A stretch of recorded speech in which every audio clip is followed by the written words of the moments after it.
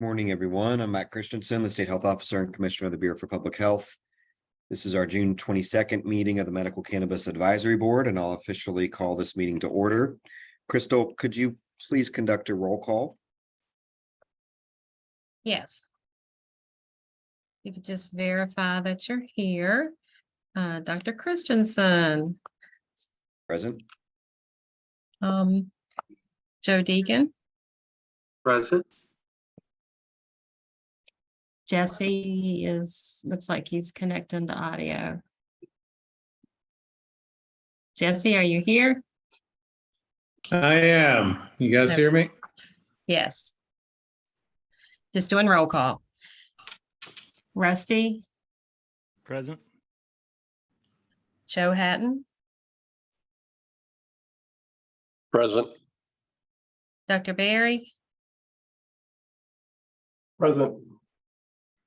Dr. Eskew,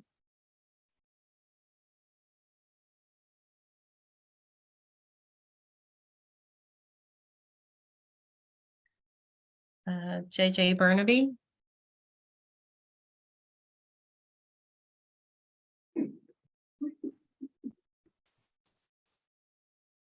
Dr. Milton, Present. Dr. Antolini, Present. Dr. Khan responded that he is traveling. Dr. Vaglienti, Here. Sean Hammers,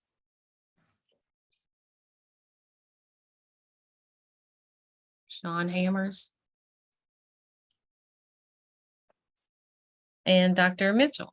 Present. So just one more time to confirm. Oh, is there a representative from the state police? I was not sent a name as to who that might be.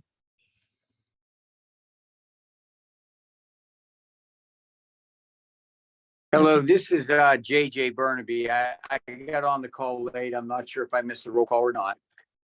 Okay, I have you. Thank you. And we'll just verify that Dr. Eskew is not here and the representative from the state police. Great, thank you, Crystal. Do we have a quorum? Yes. Okay. I would like to introduce one of our newest members, Dr. Mitchell from Cabell Huntington and the Huntington area. If you wouldn't mind to just do a brief introduction, Dr. Mitchell, and welcome to the group. Thank you. I hope you guys can hear me. My camera is not working. I did not realize that it wasn't working, but we'll get that fixed. I am the palliative care specialist at Edwards. Can you hear me? We can, yeah. Okay. Palliative care specialist at Edwards Cancer Center in Huntington. I've been here practicing for about 6-7 years now, providing symptom management and help assist with transition for end-of-life care for our very, very sick, terminally ill cancer patients. And so it is certainly an honor to be a part of this board and look forward to spending time interacting with you guys. Great, thank you for joining us and appreciate your expertise that you bring to the table. Meeting minutes were circulated of our March 23rd meeting. Are there any comments or concerns about those minutes? If not, can I hear a motion to approve? So moved. Second. Moved by Dr. Berry, seconded by, I didn't get that. Joe D. All those in favor say aye. Aye. Opposed say nay. Motion, meeting minutes are approved. Discussion of the advisory board meeting, public comments.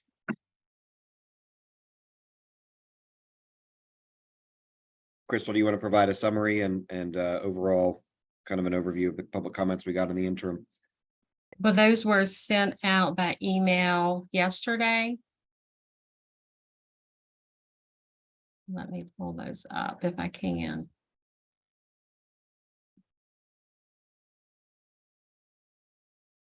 There were not very many of those received this time. But I'll pull them up so we can look at them and share them.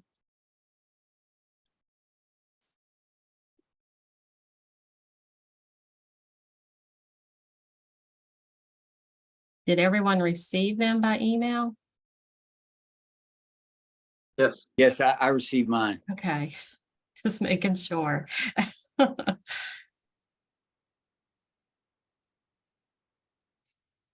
Looks like most of them are just related to THC caps.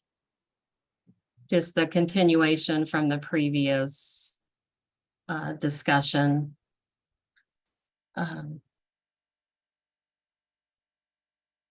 So I don't know, it doesn't look like there are anything new issues, just the THC caps, which you have not discussed this year. So is there any? Any other comments or Action. discussion based on those? There are about 10 comments there, and again, they are all related to THC caps.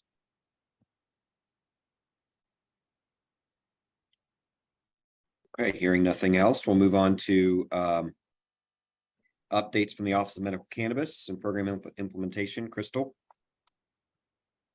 Yes, we have received, as of last Friday, 29,133 applications, new patient applications, and 23,969 of those have been approved. We have there are now 134 registered physicians. I just approved another one this morning with 17 active telemedicine companies. There are 9 operational growers, 51 operational dispensaries, and we now have actually 8 operational processors, as I deemed one operational yesterday. And with over $52 million in sales, 8,194 pounds sold, and over 1 million items, individual items have been sold, and over 17,000 plants that are actively growing.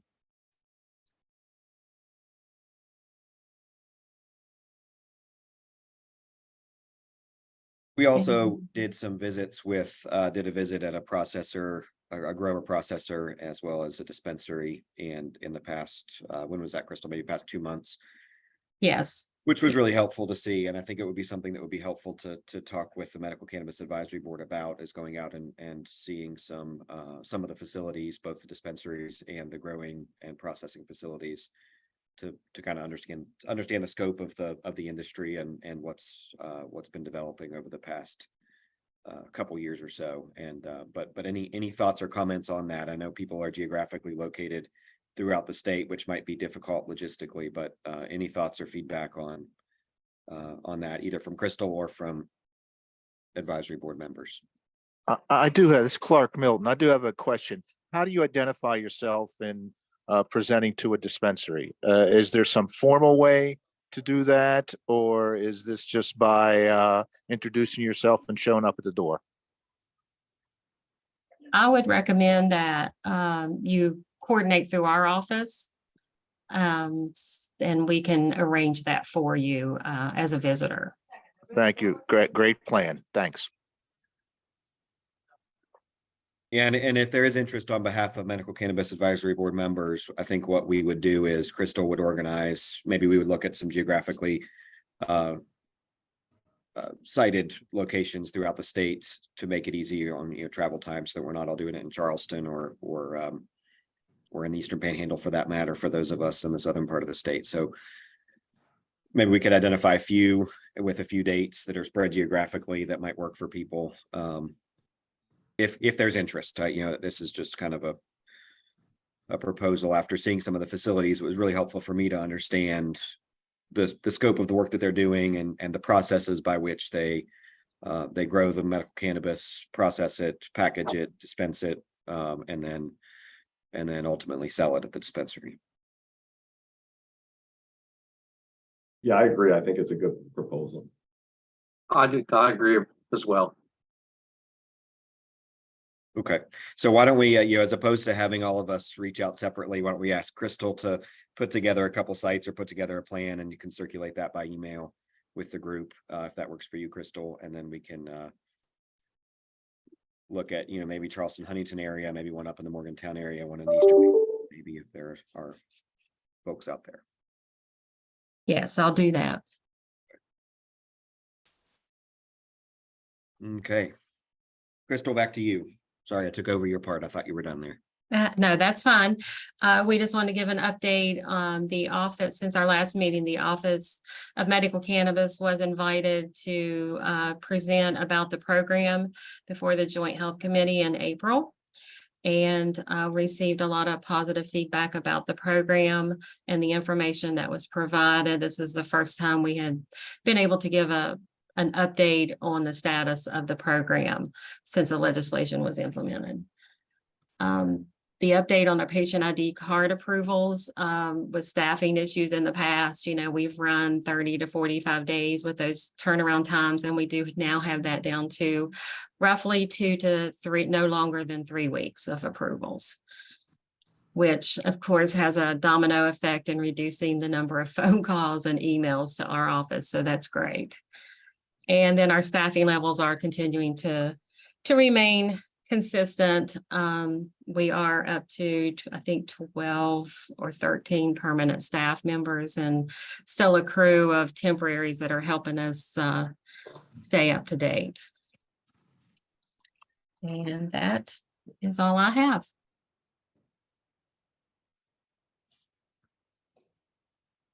Thank you, Crystal. And Crystal did a great job at the Joint Health Committee and in providing a summary for legislators about the medical cannabis program and answering follow-up questions, as there were quite a few of those. So thanks for your leadership there. Any other questions for Crystal? Okay, hearing none, we'll move on to Jesse Forbes with an update on the policy work group. Good afternoon. Thanks. We, as a policy work group, met on June 8th. The topic of the discussion was diversion to youth of medical cannabis. We had a good discussion that day, but I think really what we ultimately came to in the recommendation of the work group was to suggest to the board as a whole to get some more data on this, because it seemed like we had a lot of anecdotal stories and information, but we really didn't have a lot of concrete data that diversion of medical cannabis is even happening in any kind of large scale in the state. We did identify through the department that there are 33 minors currently that are medical cannabis patients across West Virginia. There was some talk, I know from my end of the judicial system, when you talk to judges and people that are involved with youth on probation and things like that, there's been some concern. They've seen a lot of an explosion of Delta 8, at least prior to the bill that was passed in this last legislative session. And there was a lot of impact from kids getting a hold of Delta 8, but we really didn't have a lot of information about whether or not there's really any concrete data that children, minors in the state, are getting any type of medical cannabis diverted to them. Rusty, who's on our subcommittee, pointed out that the medical cannabis is much more expensive than what you see with street marijuana. Obviously, it's seed to sale, so it's a much safer product too. But that's something that we just weren't sure that there's a lot of data on it. So our recommendation ultimately was for the full board to ask the state police and any other law enforcement agencies that might make sense. There's some metro drug units around the state, things like that. Maybe some of the hospitals and medical groups to see if the ERs are seeing anything. But we'd like to know if there's any actual concrete data where we could show that any minors are getting a hold of any of the medical cannabis that's being sold in the state. Because right now it seems like it's a lot of speculation. But we had a good meeting on that. We're moving forward. We're gonna have another meeting in August. We're gonna take up the topic of impairment and then get back to reciprocity is another topic that we've been assigned, and impact on healthcare facilities. So we kind of have our next 3 subcommittee meetings worked out, but we would like the board as a whole, and I don't know whether it takes a formal motion and request there, or whether it's just something that the Office of Medical Cannabis could maybe do for us and have a presentation at one of our future meetings from law enforcement and possibly some medical groups to see whether they have any data at all that shows that kids are getting a hold of medical cannabis. Thank you, Jesse. Questions for Jesse in the policy work group?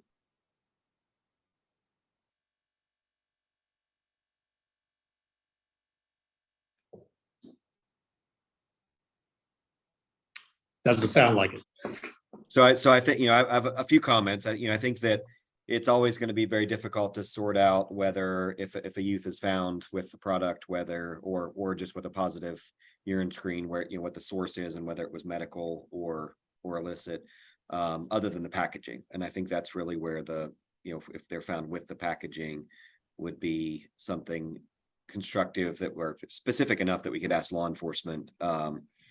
And the Fusion Center might have something to offer on that. But we can certainly reach out. I don't think we necessarily need a formal motion, just to ask them for more information on what they're seeing and what kind of data they have to support that assertion. The other thing that would be suggestive, correlated but not causative per se, would be an increase in diagnoses among youth as the medical cannabis, or flatlining, if there's no change as the medical cannabis program developed. Again, it would be correlative. It wouldn't say definitively that that's the cause, but it may point us in the direction that it may be happening more likely than not. But any other thoughts on how we could look at that? Well, Or who would have the right data?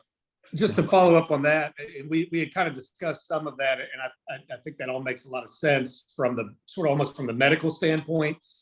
I'll tell you from the court system standpoint, the other way you might find it in addition to the packaging is if you've got kids that are on juvenile probation, or if you talk to some of the law enforcement folks, and that's maybe through the state police or other groups, if they get involved and they actually make some kind of arrest, or they have a child that violates probation or something like that, sometimes they can get to the heart of that through conversations. And so you may end up with some kind of, I don't want to say confession, but statement from the minor as to where they got it. And that could be, maybe we talk to the juvenile probation departments, that could be through the state Supreme Court, to try to get someone from there to see if they're seeing anything on that front. But right now, we just don't really have any data that even shows us whether this is an issue at all. It may be, it's just not something we have any concrete info on. So I would think the state police and maybe juvenile probation which is through the West Virginia Supreme Court, might have some information that can tell us whether they're seeing this as a problem. Got Rusty up next. I agree with you. Rick. Yeah, I didn't have any questions, but I do want to bring up the fact that in our work group meeting, the issue of cannabis patients accessing firearms was also brought up. And that's something that I hear from patients. It's probably the most asked question I get, if they're still allowed to own a firearm. And, we talked a lot about that because the federal law does say that if you're in possession of a Schedule I substance, that you cannot legally possess a firearm. But I wanted to make sure that patients watching this understand that there is a protection in place right now. It used to be called the Rohrabacher-Farr Amendment, and I'm not sure what they call it now, but it's an amendment that they've put into the omnibus spending bill every year since 2014 that basically prevents the DOJ from allocating any funds to enforce federal firearm policy in states, whether they've legalized for medical or recreational purposes. So those protections are in place right now. But I brought up the fact that, Schedule I, if a substance is listed as Schedule I, then by definition, it has no medical value. And since the legislature passed this in 2017, we have a program now. It kind of runs contrary to that schedule. And I think that it would be a smart move for this board to, I don't know if it would be a resolution or a letter or something, but I think it would make sense for us to draft some sort of letter to send to the congressional delegation, urging them to, take action on the federal schedule. Because again, it doesn't make sense to me to say, hey, we have this medical program, but cannabis is Schedule I and it doesn't have any medical value. So that was discussed in the policy group, and I just kind of want to throw that out for the rest of the board and get your thoughts. I wanted to make a point, Dr. Christensen, that the diversion issue comes from the opioid epidemic and understanding that 95% of those initial medications that were being used were diverted from a lawful prescription.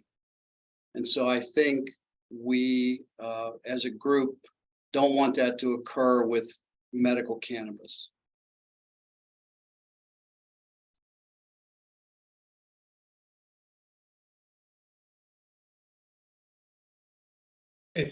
And back to Rusty's point, when we discussed that, I guess some of the concerns, and they've been raised in this full board before, really since the inception of the program, with making any kind of recommendation as to Schedule 1. We had, or at least I have a concern about, is there an impact on that through any type of federal funding for any of the DHHR programs? I know that was a concern early on when we looked at that. And I don't know if there's a clear answer or we ever received a clear answer on that, but I do think that's something that the office or maybe DHHR itself should let us know whether changing it from Schedule 1 is going to have any level of impact. And then I guess as a board, we'd have to decide whether we thought it was appropriate for us to make a recommendation to the congressional delegation versus some kind of statement one way or the other, or not at all, to the governor and to the legislature, which seems where we typically would send our recommendations. So all of that was discussed, but I do think that's something, at least I would like clear information on whether changing the status would have any impact on any federal funding for DHHR. So Jesse, if I could just rephrase your question, just reframe your question, just to make sure that I understand it fully, that if the federal government were to remove it from Schedule 1, would that impact any of the DHHR state DHHR funding or abilities to fund the program? Well, I guess it really, we had talked a little bit broader a long time ago in this board, and then we got into this a bit in our meeting. There was some thought of trying to ask the state legislature to change the classification, and there's concern there would be an impact. I don't know whether if the federal government changed it that we would have the same level of concern, but I just want to make sure everybody's got their eyes wide open on that. And I'm not suggesting I'm opposed to it in any way. I just want to make sure that everybody has looked at whether there's any level of impact on any current funding or programs. If the state would take some action, and then also, so I guess it's a two-part question. One, is there any impact on funding? And then two, are we as a board comfortable with making a recommendation to our congressional delegation versus the legislature and the governor? Because I know that's always been, we've always been as an advisory board making recommendations to the legislature and to the governor. This would sort of be to our representatives in Washington. So I don't know whether that's something that we as an advisory board should do or want to do. And again, I'm not opposed to it. I just want to raise these issues to make sure everybody's thinking about them. Yeah, that's kind of the question that I was having too, Jesse, is like, what is the scope of this particular board as an advisory committee? I am in favor of lessening the schedule for the product, but I'm not sure that that's within the purview of what we are to do here, and who would be the most appropriate body to do that. I guess trying to figure out how do we stay in our lane based on what we're doing, and what would be the value of that. And so it's worth thinking about. Maybe it's something where we could make a recommendation to the legislature that they then send a recommendation to the congressional delegation. But yeah, that was one of my concerns, was whether really that's something that this board under the statute is supposed to be doing. Yeah, and that's something that I can ask our general counsel to look at again and get a more firm answer there. But as I understand the role of the Medical Cannabis Advisory Board in my brief tenure here as a state health officer, is that you all provide guidance and recommendations to the commissioner's office, to me and the Office of Medical Cannabis, about about best practices in running an Office of Medical Cannabis in the state, to the benefit of patients and the state of West Virginia. And so that that could certainly be a recommendation as part of that initiative, part of that charge, to make sure that federal and state policy line up, because as of right now, they certainly don't.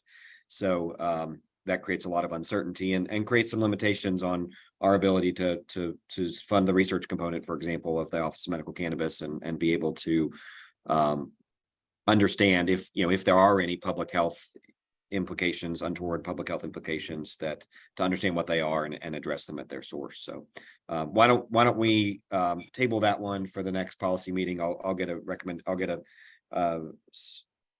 sideline our general counsel and ask her to provide some input on that, and we can go from there.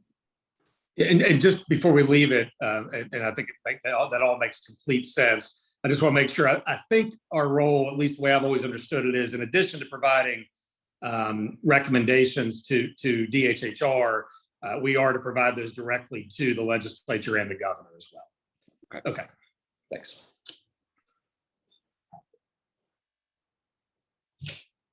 And then any other thoughts on Dr. Vaglienti's comments about diversion, prevention, and ways that we can, a concern that I've heard frequently is, as this is a controlled substance, there is some abuse potential, though relatively low. We want to make sure we're not traveling down the same pathway as what we saw with the flood of prescription opioids. And so trying to just make sure that we are paying close attention to that, keeping an eye on it if we do see those, do see indicators anywhere there that we're being sensitive to that and protecting people best we can. So any other thoughts there about diversion prevention, data sources that we can pull from to give us an idea as to if this is happening?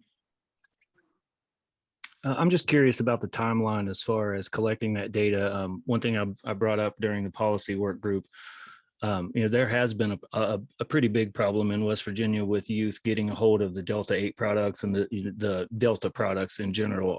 They could pretty much walk into a gas station and buy them without identification before. But since the Industrial Hemp Development Act was passed last legislative session, they've placed some really strict regulatory parameters on the Delta industry. So, with age restrictions and packaging restrictions and all that. So I'm curious to see just the shift in data as far as emergency room visits and all that stuff, because we should see, now that the regulatory scheme has been implemented, it's my opinion that we should see a shift in that. And I'm just curious, about timelines relevant to that data collection. I think that's up for debate. I think that, the more recent, well, we certainly have to look at recent data within the past year or so, but there's a lot of confounders, which makes it difficult because we have seen an increase in the Delta 8. There's obviously still illicit marijuana products out there that people are using that are also increasing in potency. So it's, again, I think going back to either, as Jesse mentioned, the statements from those miners or the packaging will be the only way we get back to where the actual source was. But I would say as recently as possible would be the best, but again, with those limitations. Remind me, when do those actually go into effect? Have they gone into effect already, those stricter regulations? Around the Delta 8 products? Yeah, the Delta 8, the Deltas. Yeah, the original language in the bill, they go into effect on July 1, but I know there was a motion made that the bill would go into effect upon passage. So it's my understanding that they're already in effect. I do know that there have been some CBD retailers and smoke shops that law enforcement has already gone in and pulled products from shelves. So I know that, they're out there right now trying to get some of those bad products out of the mix. So again, it's my understanding that it went into effect the day that Governor Justice signed it into law. Got it. Because certainly then also, I would anticipate those of us who are, working in the hospitals, et cetera, would see a shift as well then in that area. But because I'm sure it depends where you all are, but still, at least here in Mon County, we still see a lot of the same signs, et cetera, that are advertising for this. So that's when I was kind of confused as far as when they actually, when it went to effect.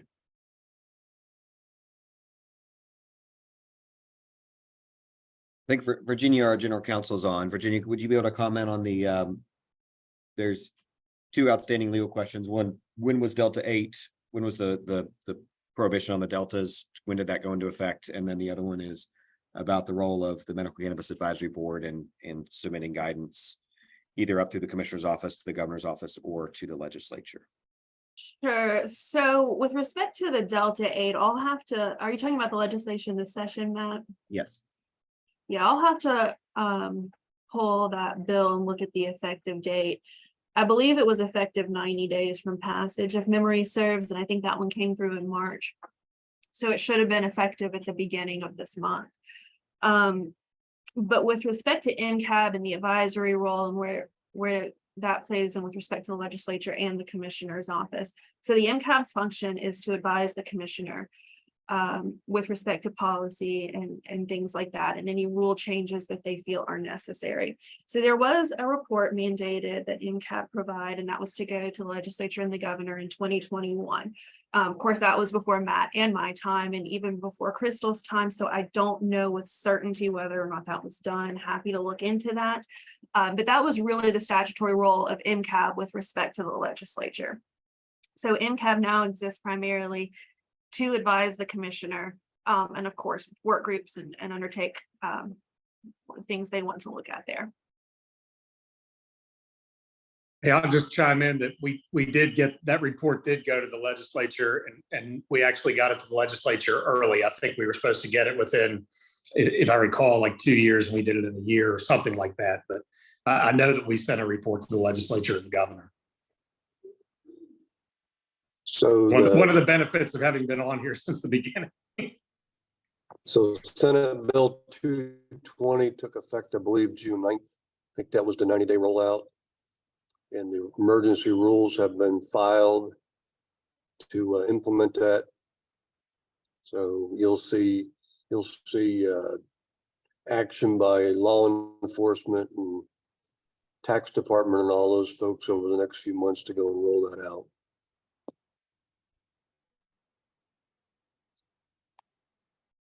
Great, thank you, Joe. Any other questions for the policy work group? Any other discussion or debate there? Hearing none, we'll go on to the health and medical work group. Dr. Berry. Thank you. Crystal, do you have the recommendations in writing that we have? Are you referring to the flyer, or you want the? No, just the actual verbiage of the recommendations. If you don't, I'll do my best to recap them based on my notes. But basically, we were charged with discussing pregnancy and cannabis use in pregnancy, a recognition that Dr. Christensen had mentioned at our last board meeting, just growing body of evidence demonstrating the potential harms associated to the child developing fetus and into young adulthood, and then also during the pregnancy itself, and trying to really minimize the risks associated with that, and what can be done proactively to really protect this particular population. So one of the recommendations that the committee made was to have dispensaries actually present some sort of infographic that is widely and readily available in a line of sight within the dispensaries that actually outline the risks associated with cannabis consumption during pregnancy. And so that was recommendation number one that came out of our meeting. And then the second recommendation was to have some sort of attestation document that a patient can sign, a dispensary check off to say that I recognize that if I am pregnant or get pregnant, then these are the potential harms. I acknowledge what the harms are and what the risks are, and that my doctor is aware.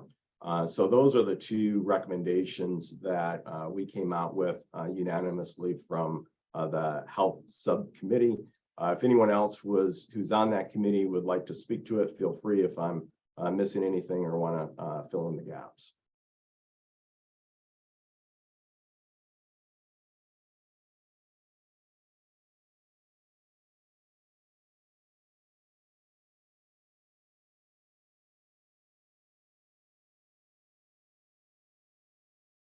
So Dr. Berry, was it the intent of the subcommittee to bring that up for the MCAB for approval or for a vote? Yeah, whatever mechanism you deemed fit, but it was certainly our desire to try to at least put forward those two objectives. So the first one would be kind of a public facing sign or a infographic of some sort that details some of the risks and some of that emerging evidence. Yeah, within the dispensaries, regarding these risks, and it kind of comes out of my own experience too, and talking with patients who they weren't aware of these risks, and so part of it's sort of a public service effort to just raise awareness, but especially for those who are actually entering the dispensary and have that information available. And then the second motion would be, the second concept here is an attestation on behalf of the. Help me understand who would and the group understand who would sign that, who would be, or who would be acknowledging that, who would be presenting that attestation to the patient. The idea would be the dispensary before they dispense the product to actually have some sort of form similar to things that pharmacies do when they're dispensing products, that the patient is acknowledged that these are the potential risks during pregnancy, and that they would check the box and sign that. And would that be with every dispensation is the concept there, and with every product sale, or would this be was there discussion about that? I don't remember if we had an actual discussion about the details, but the rest of the committee members can fill me in on that one. I can speak to that. I mean, we talked about childbearing age, and we talked about not only maybe an attestation, but also some ancillary information in the dispensary that would just bring a little bit more awareness to its use in pregnancy. That's really our recommendation. We also discussed, is it a problem, or is this more of making sure that it doesn't become a problem? And in either circumstance, bringing more awareness to the purchaser who's of childbearing age, I think, is really what our intent of the recommendation was. Hey, I've got a question whenever it's the appropriate time. Maybe now. Go ahead. Was there, Dr. Berry, was there any thought in the second proposal, the attestation, about whether that requires a legislative change? I mean, I was just looking at 16A81, which lays out the guidelines for dispensing, and it's actually got a discussion in subpart G about a safety insert, and it has kind of some specifics of what that would be. And then it also has a warning, and it's got an actual quote about what the warning is supposed to be. So I kind of wonder, reading the code, whether it would require some kind of legislative change to the dispensing requirements, or whether that's something that the Office of Medical Cannabis can even look at from a standpoint. Because what I don't want to end up with is we do some recommendation, the office does something, and then one of the industry folks ends up filing some legal challenge and costing the state a bunch of money in litigation or something like that. Yeah, that did come up. Our understanding was it was within the purview of what the code says, but again, that was just our understandings. But you raise an important point, and I think that's where we'll need direction on from the office and the legal representatives in the office. Yeah, it might be something good for the general counsel's office or whatever attorneys are in-house there to take a look at and maybe report whether it's something legally. I guess, I mean, the board would make a recommendation, but legally, whether the office could even implement that.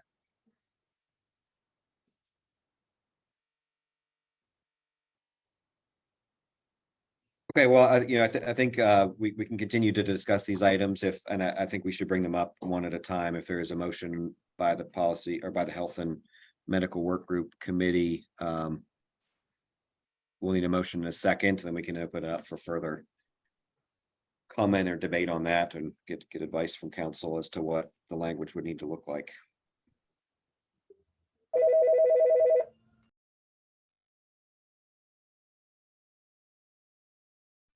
I mean, I'd make the motion, but I'm not sure exactly what the language needs to be from the comments that were made. If I could just say, the work group, our goal was to make a recommendation that concerned the issue of pregnancy awareness at the time of purchase, for sake of a better way to describe it. It'll be on the Office of Medical Cannabis to sort of take that recommendation and move it forward in a legal way that is under the law. That really wasn't our concern. Our concern was bringing awareness to that faction of consumer. That's as an advisory board, that needs to be done. So I think I would be very comfortable making a motion that we make the recommendation to do those items for awareness, and then we put it in the lap of the medical cannabis board to make sure that they frame it correctly and under the law. I can second that. Is there discussion? So is the motion to actually ask the office to do a formal attestation, or just, it sounded like it might be a little broader of just making sure that these warnings, particularly with respect to pregnancy, are provided at the site in the best manner that's legally allowed? I'm a little confused of the specifics of the motion, because I've got concern about the attestation somehow violating this, and if they enacted it, running into a legal challenge. The overall warning I've got less concerned with, but actually making them sign, I'm not sure whether that's something that we could do without a legislative change, and I would want legal guidance from the department on it. I agree with that, but I don't think we have to have that before we can make the recommendation, right? We're going to make the recommendation, and then we'll let the Office of Medical Cannabis vet it out and see if it's legal, right? But our recommendation is that they attest to receiving that information, and that our recommendation is that we make a little bit that we make that particular patient more aware of the risks. I think that's our recommendation. I know that we had it written down. It sounded a hell of a lot more eloquent than that, but that's generally our, that's our charge. Now, we're not asking anybody to do something they're not allowed to under the law. And I think if they come back and say, we can put a poster, we can put this is what your motion, or this is what your recommendation was, we can morph it into what's legal and what's best for the public. I don't think we're out of line by making that recommendation, but you're the lawyer. You probably Well, that's the problem. I always get, I get nervous about when we start doing things that, when I'm reading the code, may go against it.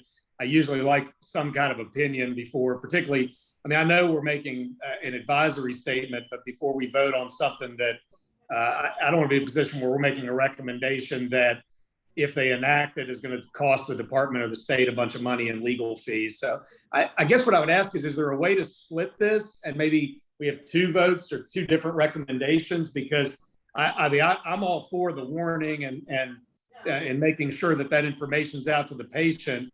I'm just a little apprehensive about voting for an attestation that I'm not sure is legally justified. Maybe it will be, but I would just rather have that on the front end, as opposed to us making recommendations that may turn out to be against the statute or somehow found to be unlawful. I would amend the motion then to say that we are recommending to the Office of Medical Cannabis to investigate the feasibility and legalities of what's encompassed within the recommendation from the Medical Advisory Board, if that's okay with the group. We're not saying we want it implemented immediately. We just want to know, is it feasible? Is it legal? Yeah. And then we can come back, and if it's not, tailor the recommendations so that the maximum safety is given consideration when dispensing. I like that. I don't know if you need a second for that, but I can second that as well. But we needed to have JJ say it's okay to amend his. Oh, yeah, absolutely. Yeah, that's certainly our intent. Our intent is to make recommendations that we can actually complete. So the motion as amended, if I could restate from Dr. Vaglienti, seconded by Joe Deegan, is to ask the Office of Medical Cannabis and Bureau for Public Health Legal Counsel to look into the two proposed ideas, to a notice about the concerns and for use in pregnancy that's publicly posted and visible, and then some sort of attestation that could be completed semi-regularly about the risks in pregnancy, and then get back to the group with those recommendations. Is that okay, Jim That's- and JJ? It's okay with me. Dr. Barry, I'm assuming that's okay with you. Yeah, it's okay with me. Okay. Is there further discussion on that amended? So this is Joe Hatton and Senate Bill 220. I believe there's already pregnancy related labeling requirements that you might look at related to both hemp and kratom. So you may not have to reinvent the wheel. It follows along the same lines as tobacco. Yeah, I agree with, we should definitely have a statement pertaining to the potential risk, but, I'm adamantly against having people sign something. There's plenty of over-the-counter medications that have the disclaimer that's, do not take or risk, highlighting the risk if you're pregnant. Cigarettes, alcohol, of these things have the disclaimer on it. And it would be crazy if we, had folks sign something every time they bought a pack of cigarettes or every time they bought an over-counter the medicine. And I think that that's a bit overreach. I think the motion as amended and seconded would only ask that the office investigate those legalities and then report back as to whether it's possible or not. And then that further discussion, Rusty, that you bring up would occur at that point. And then we would actually vote on what you're, up or down on if the attestation was said to be legal, then we would have to vote on that at the, once that came up. It might end up being a separate motion to vote on, as you say. Gotcha. Yeah, this recommendation, as I understand, will come back to this group as with that legal determination for discussion.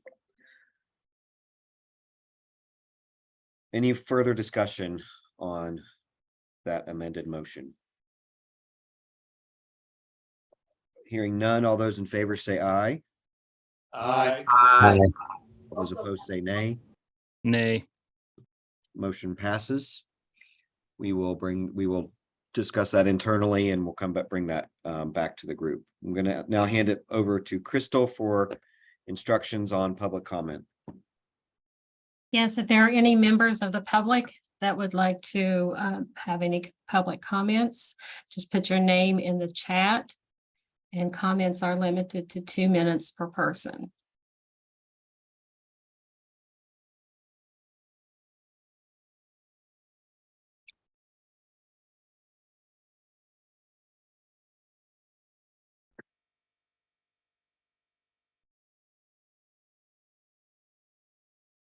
I'm not sure. Okay. Oh, it's our Rusty's comment there about scheduling of Cannabis and the book Chasing the Screen by Johan Hari, who's a great public speaker, by the way. He's got some good TED Talks out there.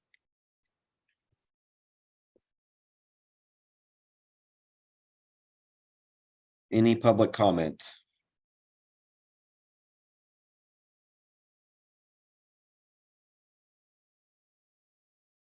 Okay. Calling once, calling twice, calling thrice. Any other discussion for the group, or actually I hand it back over to you for MCAB schedule and ongoing structure there. Sorry, I missed you on that one, Crystal. Oh, no problem. Just want to, when do you want to schedule the September meeting? Thursdays are the 14th or the 21st of September. The 14th is Save a Life Day in West Virginia, and I would prefer that. I don't know if any, I know that I'm going to be involved with Save a Life Day, but I don't know if anybody else on here is going to be involved with Save a Life Day. So the 21st, that's what I would recommend. I think the 21st would be better for my end too, if that works for everyone else. It's not likely I'll be available on the 21st, but feel free to proceed.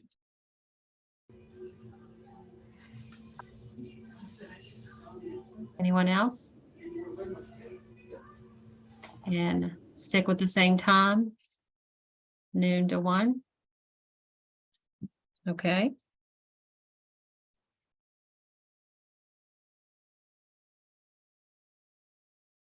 Any other Okay. topics for discussion?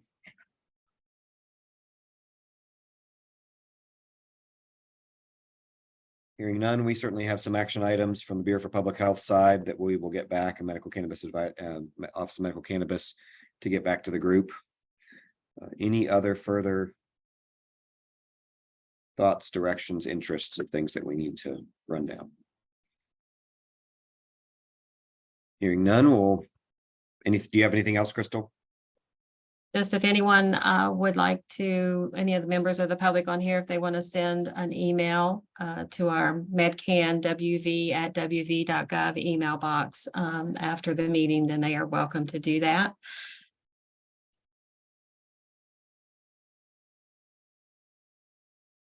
Okay, thanks That's- everyone for your time and interest in the Office of Medical Cannabis and the great work that's going on across the state in building out this program. I appreciate everyone's contributions. We will need a motion to adjourn. Motion to adjourn. Second. Second, first and a second. Anyone opposed? Hearing none, we are adjourned. Thank you all. Thanks, Thanks. everybody. Bye, everyone. Stop recording. Hmm. Stop recording. So what you can do, once I do, I like to send back a rejection. What that means is I'll have to put a note here. The bottom where it says record.